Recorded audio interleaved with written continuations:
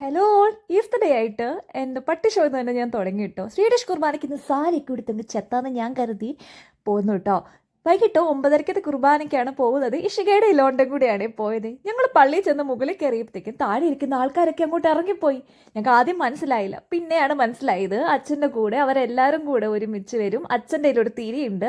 ആ തിരിയിൽ നിന്ന് ബാക്കിയുള്ള ഇൻഡിവിജ്വൽ ആയിട്ട് എല്ലാവരുടെയും കുഞ്ഞു കുഞ്ഞു തിരിയുണ്ട്. ആ തിരിയെല്ലാം കത്തിച്ച് അങ്ങനെ ഫുൾ തിരുവട്ടത്തിലായിരുന്നു നമ്മുടെ ഒരു പകുതി കുർബാനയോളം മുന്നോട്ട് പോയത്. നല്ല രസമുണ്ടായിരുന്നു. ഇന്നായിരുന്നു നമുക്ക് പുത്തൻ തിരിയും പുത്തൻ വെള്ളം എല്ലാം കിട്ടിയിരുന്നത്. അത് കഴിഞ്ഞിട്ട് എല്ലാവരും ഹാപ്പി ഈസ്റ്റർ പറഞ്ഞു, ഗ്ലാഡ് പോസ്കേസ് അങ്ങനെ എല്ലാവരുടെയും എടുത്ത് ഞാൻ ഹാപ്പി ഈസ്റ്റർ ഒക്കെ പറഞ്ഞ് നേരെ തിരിച്ച് വീട്ടിലേക്ക് പോന്നു കേട്ടോ. പിറ്റേ ദിവസം രാവിലെ തന്നെ ഞാൻ ഇഷികയുടെ ഇല്ലോണ്ട് റൂമിലേക്ക് പോയി. അവരെനിക്ക് നല്ല ഫുഡൊക്കെ ഉണ്ടാക്കി തന്നു. അപ്പവും ബീഫ് സ്റ്റൂ ആയിരുന്നു, സ്പെഷ്യലായിരുന്നേ.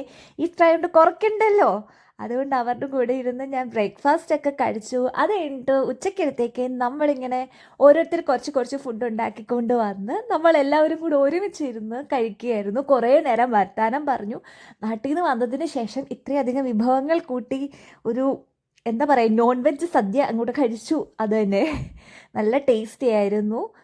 ലാസ്റ്റത്തേക്ക് പായസം കുടിച്ച് ഈസ്റ്റർ വൈൻഡപ്പ് ചെയ്യാന്ന് കരുതിയപ്പം വൈകിട്ട് എനിക്ക് ജിൻസി ചേച്ചിയുടെ ഒരു സ്പെഷ്യൽ മന്തിയും കൂടെ കിട്ടി. പിന്നെ അതുകൂടെ കഴിച്ചിട്ട് ഈസ്റ്റർ അങ്ങ് വൈൻഡപ്പ് ചെയ്തു.